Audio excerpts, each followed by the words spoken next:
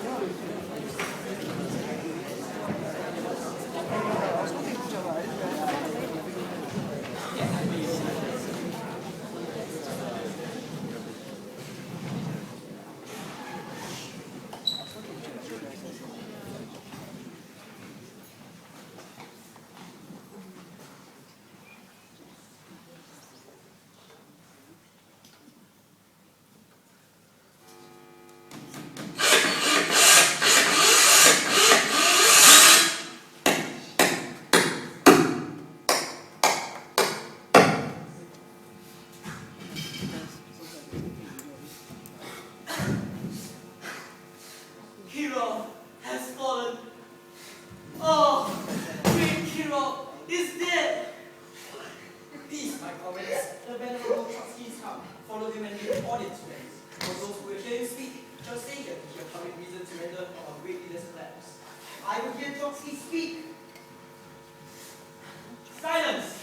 The noble Trotsky is ascended. Be patient to the last. Soviets, countrymen and numbers, hear me for my cause and be silent that you may hear. Believe me for my honor and have respect to my honor that you may believe. Friends, Soviets, countrymen, let me in your ears too, for I, Kirov, stand in Canterbury Kirov, not to praise him, but to make just the death of a great man for the cruelties of life and unlawfulness. If there be any in this assembly, any dear friend of ambitious Kirov, to him I say that Trotsky's love to Kirov was no less than his. If then that friend demands why Trotsky rose against Kirov, this is my answer. Not that I loved Kirov less, but that I loved the Soviet Union more. The noble Trotsky had told you that Kirov was ambitious. If it were so, it was a grievous fault, and grievously had Kirov answered it. Wilhelm Kirov. Welcome, Kirov! Welcome, Kirov! Welcome, Kirov! Welcome, Kirov! Had you rather the German Empire were alive and die all slaves? Slaves to the ideologies and suppression that Germany encompassed. Then that Germany were gone and live all free men? Oh, to be blinded and misled by the ideals of our old empire, whose ideals are pegged and contracted would but dismantle this glorious republic. And so, as Germany loved me, I weep for him. As he was fortunate, I rejoiced in it. As he was valiant, I honored him. But as he was ambitious, I slew him. In many victories, Germany has led the flag of that great empire to be erected in a conquered battlefield, has brought many captives home burdened, whose ransoms in the general coffers filled. Did this in Germany seem ambitious? But then the poor have cried, this land hath wept. Ambition should be made of sterner stuff. Yet Wilhelm says he was ambitious, and Wilhelm is an honorable man. Germany prided itself on its might, and much has he done for the reputation that our country bases itself on. But I fear the worst, and his ambition will be weakened. And so there is tears for his love, joy for his fortune, honor for his valor, and death for his ambition. You ought to see that on the eve of war, we offered him the throne of our empire, which he did and once refused. Was this ambition? Yet Wilhelm says he was ambitious, and sure, he is an honorable man. You ordered nothing once, not without cause. What cause was you then to order him? Who is here so base will be a bondman. If when he speak for him have I offended. Who is here so rude, that will not be a German. If when he speak for him have I offended. Who is here so vile, that will not love glorious women republic. If when he speak for him have I offended. I pause for a reply. None, ruler! None! Then none have I offended. I have done no more to Germany than you shall do to world hero. The question of his death is a murder in the capital. His glory is not extended for which he was worthy, nor his offences and faults, for which he suffered death.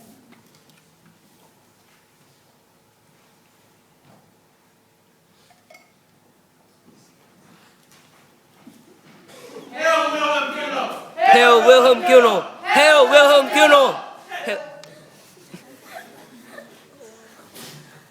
O Dutchmen, thou hast fled to brutish beasts, and men have lost their reason. Bear with me, my heart is in the coffin there with Zizi, and I must pause till you come back to me. His love for Boazizi is great. Poor soul, his eyes are red as fire with weeping. Yea, but this love shows no substance, clear by Zizi's marked character. Say what, thou great Tunisian countrymen? Have you no heart?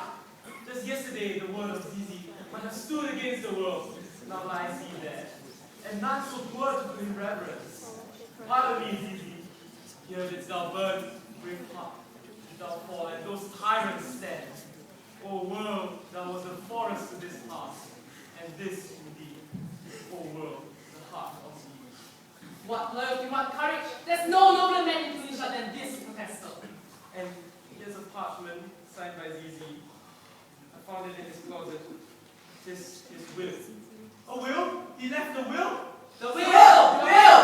You will hear his will! You will compel me then to read the will? Shall I descend? And will you give me leave? Come down. Descend! You shall have me. Stand from the hearse, stand from the body. Come here, fellow, and join us to receive this noble protester. Here then is the will, and under Zizi's seal, to every Tunisian citizen he gives, to every several men, 75 dinars. Moreover, he hath left you all his walks, his private arbors, and new planted orchards. He hath left them you, and to your heirs forever, common pleasures to recreate yourselves. Here was as easy. When comes such another? Never! Never! Come! Away! Wait! The bird is going home in days and the bread fine trees house. Come! Leave us for it! Good friends, sweet friends, let me not stir you up to such a sudden start of mutiny. But were I Ben Ali, and Ben Ali this common man, they were a protester, would ruffle up your spirits, and place the tongue in every word of Zizi, that would move the schools of Brazil to rise and mutiny. We'll mutiny! The bird down the Ben Ali! Away then! Come! Stick the conspirators! Open fire!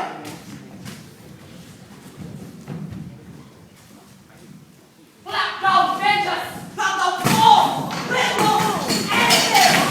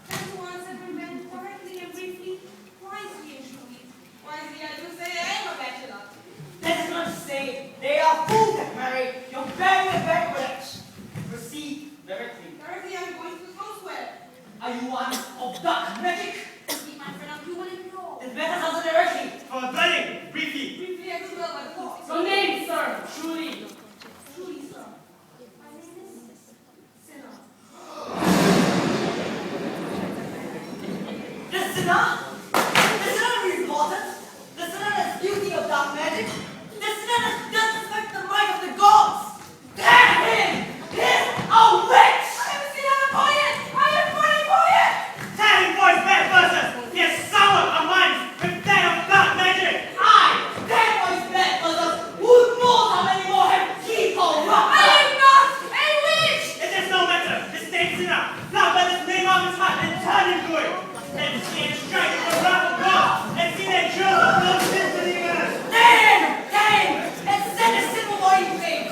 Come, red souls, migrants! With cleansing of foreign tongues! And pledge our allegiance to the gods!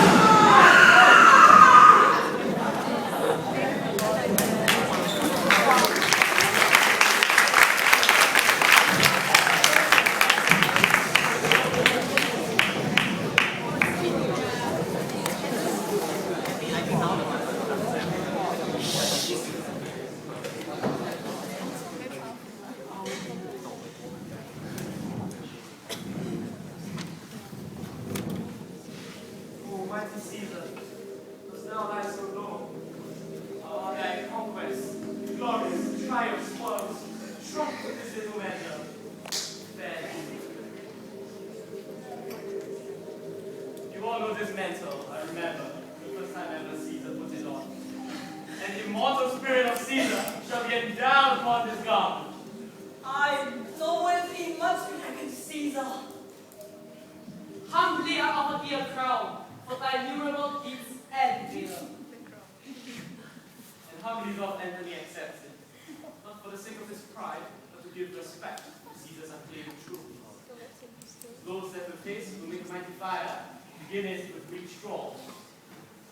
We all stand up for the permanence of Caesar. Conjure his name and start a spirit. Caesar, all hail! Hail Caesar! Hail Caesar! Hail Caesar!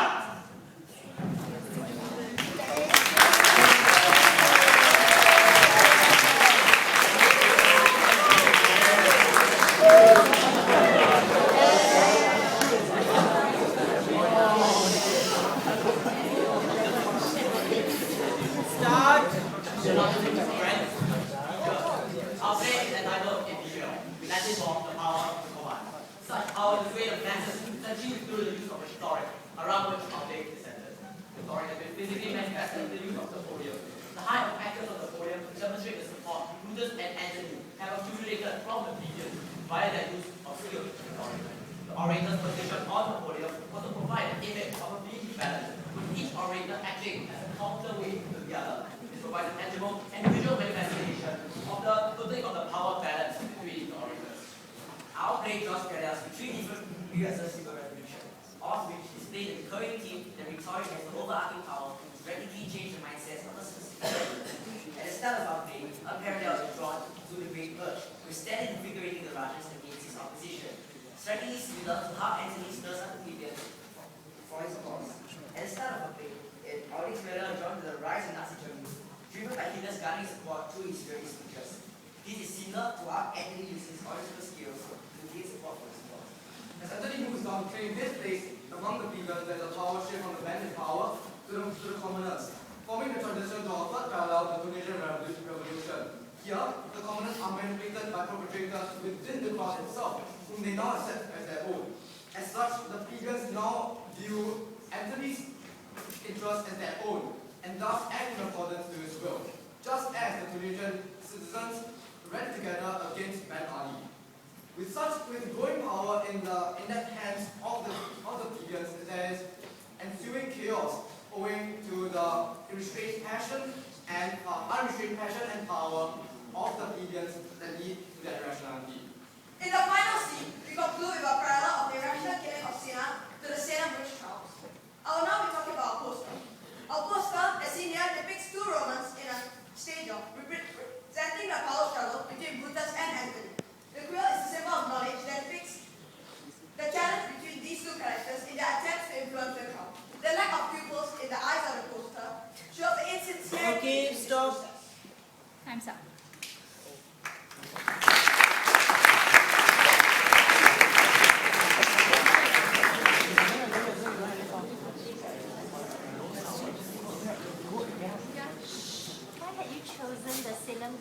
trial setting? Can you say louder? Can I say louder? Can you speak louder? Please. Yes, I will. Please speak loud. I can't remember my question now. Why had you chosen the setting of the Salem witch trials or witch hunts?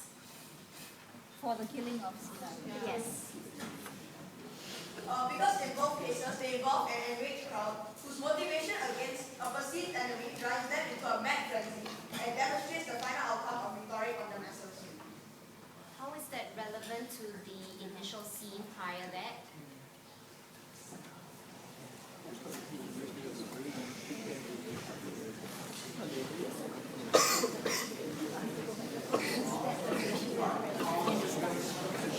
hear you, please.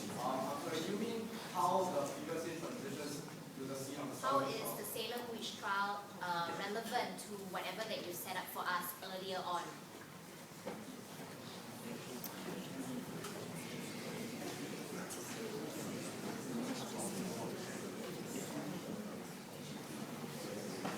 Okay, so in the previous trial, Louder. Step forward so that we can hear you. Thank you. okay, so in the previous three parallels, what was shown was that rhetoric was used repeatedly by the orators on stage to convince the commoners of their stand and their ideas. Now, for the Salem trial, this is really a culmination of all that has happened in the previous three parallels. In the Salem trials, the commoners have already been indoctrinated with what these orators had to say, and they have begun to take these ideas and invent them by themselves. And because of this, and because of the fact that these commoners are perhaps not as well educated as the orators out there, they take these ideas and they manifest them, and they get up weird ideas for themselves, and they get irrational ideas of doing things such as accusing others of being witches and killing them. You had 3 different settings in your play. Can you explain how the 3 different settings are connected and how it applies to your theme?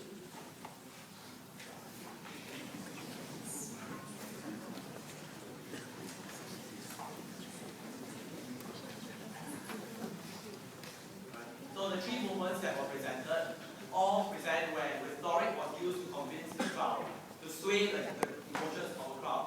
And therefore, the 3 scenes we used were used to depict how the use of rhetoric is timeless and can be used throughout the course of history.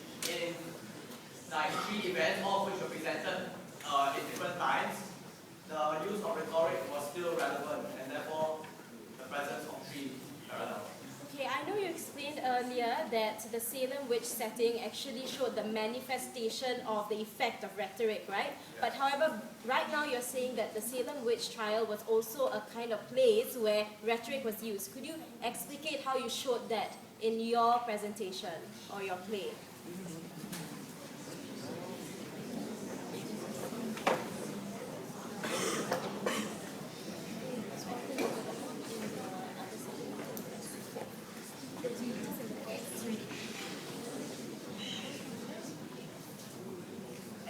Actually, what we did was all three of the parallels, the Soviet Union, Nazi Germany, and the Russian Revolution actually shows the effect of rhetoric on the masses. Rather, the Salem witch trials did not really show the effect.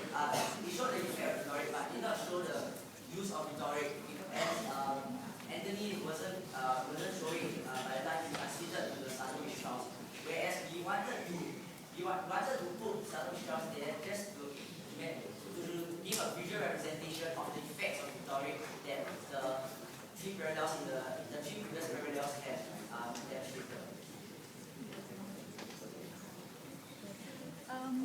Can I ask you a question? You mentioned, someone in your oral defense mentioned there's a power struggle between Brutus and Antony. One of you said that. Now, how is that true to the text in Julius Caesar? Because in Julius Caesar, there was never a power struggle between Brutus and Antony, not in the true sense of the word. Could you explain that to us?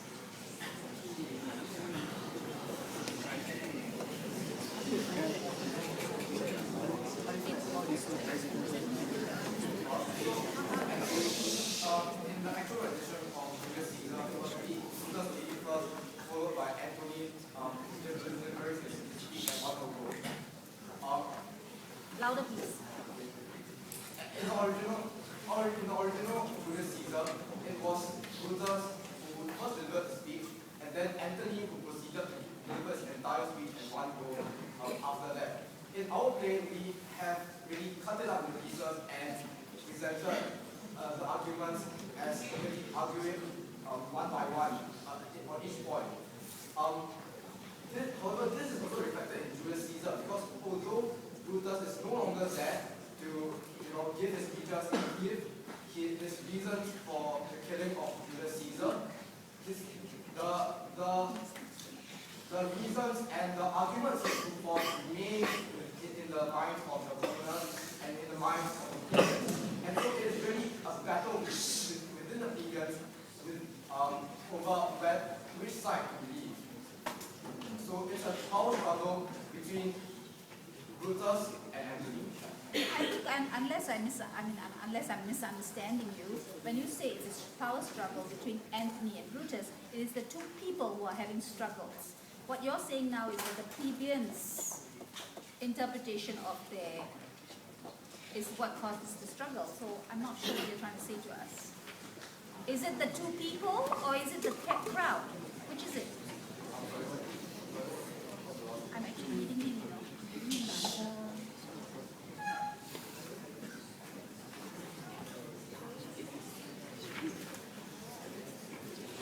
Right, so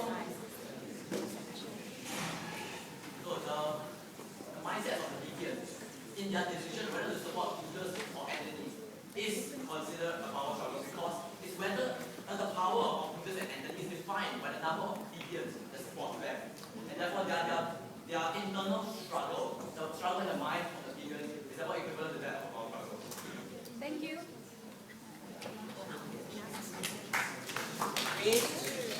If I followed correctly, on stage left, you had an actor who made 3 costume changes because he played 3 separate characters. How did having that one actor play 3 roles help you to communicate your class theme?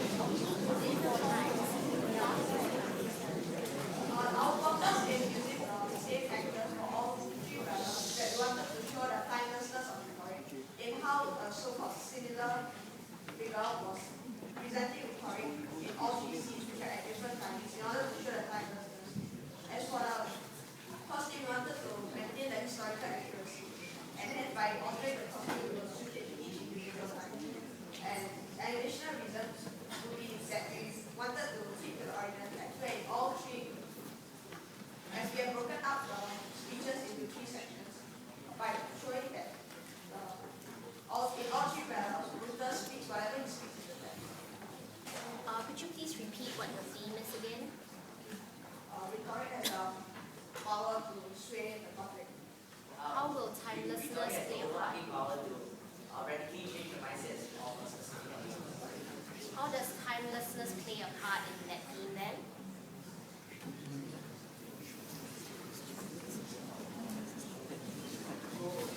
So Julius Caesar is actually a very, very good play.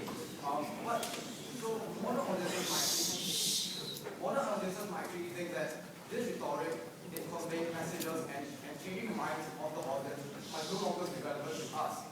We want to show that this is not true because even in the very recent Indonesian revolution which occurred in about roughly 3 years ago, this rhetoric still holds that throughout the ages, rhetoric can still be used as a very relevant method of changing the mindset of the audience.